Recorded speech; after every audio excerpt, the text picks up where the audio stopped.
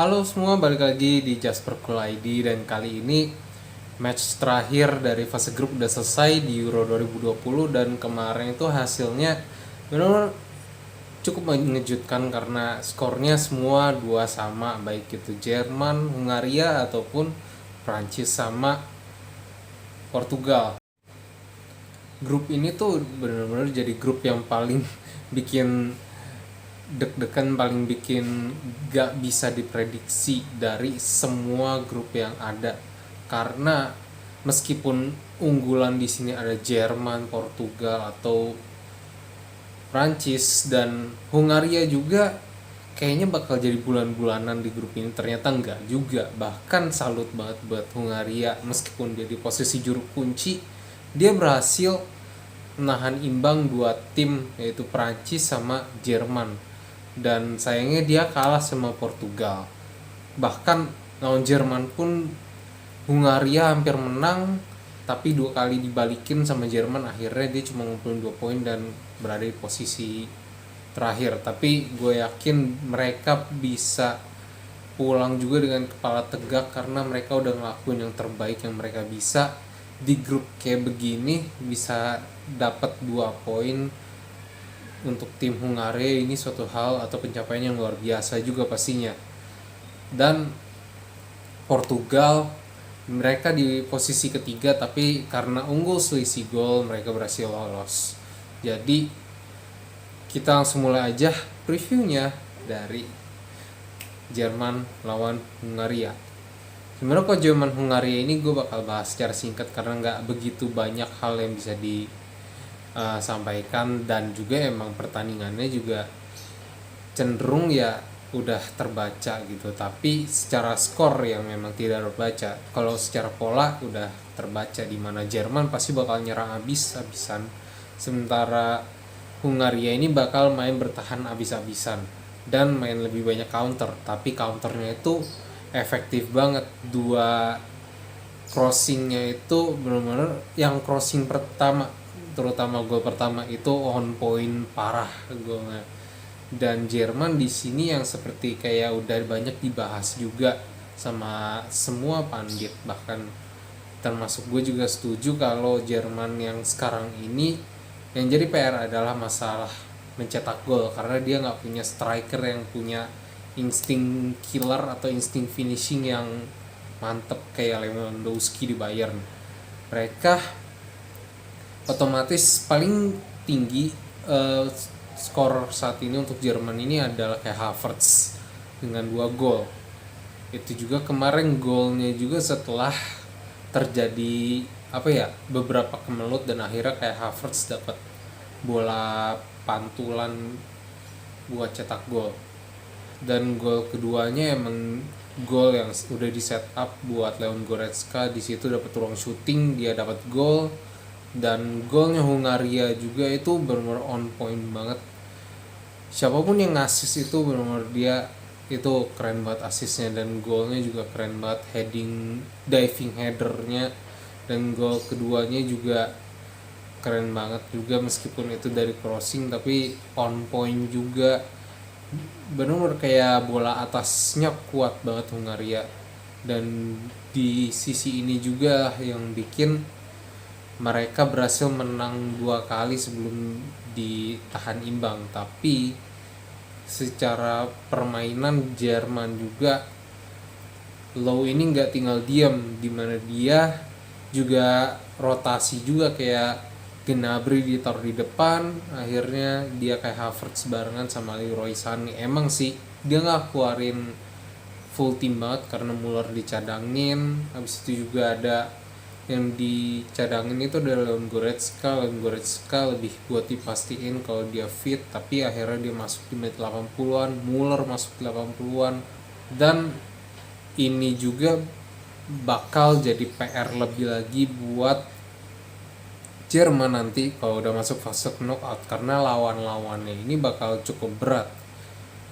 Dia kan ada di posisi kedua, bisa jadi dia dapat pot yang pertama, dan ini bakal challenging banget buat Jerman. So kita lihat aja nanti gimana Jerman bakal ngadepin fase knockout. Apakah dia bisa nuntasin masalahnya di fase knockout ini.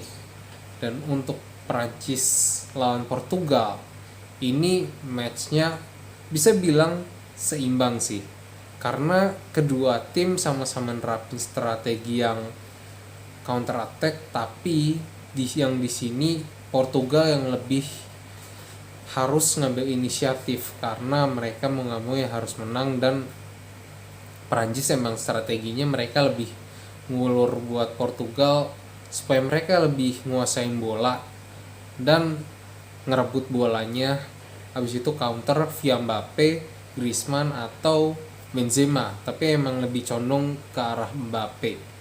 Dan apa ya, kemarin itu emang Portugal tuh benar-benar ngebangun serangan, mereka harus ngebangun serangan, tapi Prancis ini langsung ngepres di depan dengan 4-5 orang, jadi agak kewalahan di depan waktu mereka bangun serangan. Dari back mereka di pressing terus, akhirnya mau gak mau mereka harus main lebih banyak long ball atau mulai dari sayap.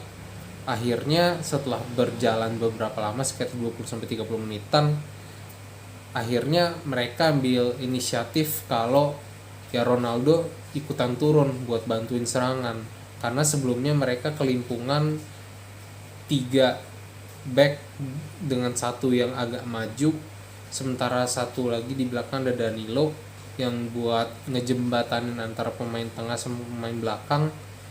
Ini nggak berjalan begitu mulus, akhirnya mereka harus long ball, dan kebetulan mereka dapat gol juga secara cepat juga di penalti. Setelah itu juga dapatnya gara-gara set piece juga kan, set piece akhirnya Loris pelanggaran, dapat penalti, Ronaldo cetak gol. Biasa Ronaldo tadi di babak pertama akhirnya waktu Ronaldo cetak gol, nah di sini Prancis mulai aktif lagi nyerang, dan mereka juga nyerang juga otomatis ngandelin counter attack atau fast attack lewat Kylian Mbappe, Griezmann atau Benzema. Dan ini beneran kejadian, dimana golnya Prancis itu gara-gara penetrasinya Mbappe, dia dilanggar karena mau nangkep long ball dari Pogba, dan akhirnya penalti di situ, Benzema eksekusi gol. Sebenarnya kalau taktiknya Prancis juga dia lebih banyak counter attack karena manfaatin Mbappe juga terutama kan, dan emang rata-rata banyak kan serangan Prancis itu benar-benar dari kiri semua, dan kalau nggak dari kiri mereka ngandelin Pogba untuk supaya trupasnya Benzema sama si Mbappe. Di gol keduanya itu di babak kedua Prancis unggulin Portugal duluan, itu juga lewat trupasnya, dan bener aja trupas kelewat tipis banget, Benzema dapat gol kedua.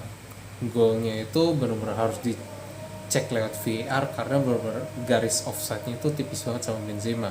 Akhirnya dapatlah satu peluang di mana pelanggaran lagi, handsball kali ini oleh backnya Prancis, dan akhirnya dieksekusi sama Ronaldo lagi ya, which is cetak gol lagi. Mulai Prancis itu lebih ngegas, ngepresnya bukan 4-5 orang lagi, ngepresnya 5-6 orang. Dan dia masukin Rabiot juga buat tambahin pressure. Habis itu di Portugalnya ini sadar kalau dia gini terus ya lama-lama bisa kebobolan. Akhirnya dia yang inisiatif ngambil counter attack. Akhirnya dia masukin Ruben Neves, dia ganti sama Joao Moutinho, sama ada satu pemain lagi diganti gue lupa. Habis itu mulailah mainnya lebih ke 4-4-2 ketimbang 4-4-3 karena mereka lebih butuh counter attack. Counter attacknya itu kepotong semua, khususnya Ronaldo itu dikantongin sama Kante. Dan Prancis juga, mereka karena pertahanan dari Portugal yang dalam ini, mereka nggak bisa begitu banyak ngelakuin aktivitas. Mungkin salah satu usaha yang benar-benar mantap itu adalah syutingnya Pogba, tapi ditepis sama Rui Patricio itu epic save banget. So that's it from me. Congratulations buat ketiga tim ini yang udah lolos, dan kita bakal lihat nanti. Gue bakal bikin juga predictionnya siapa yang bakal kira-kira lolos ke fase-fase berikutnya selama ada di fase knockout. So itu aja dari gue. Thank you for watching. Stay safe, stay healthy. Ciao.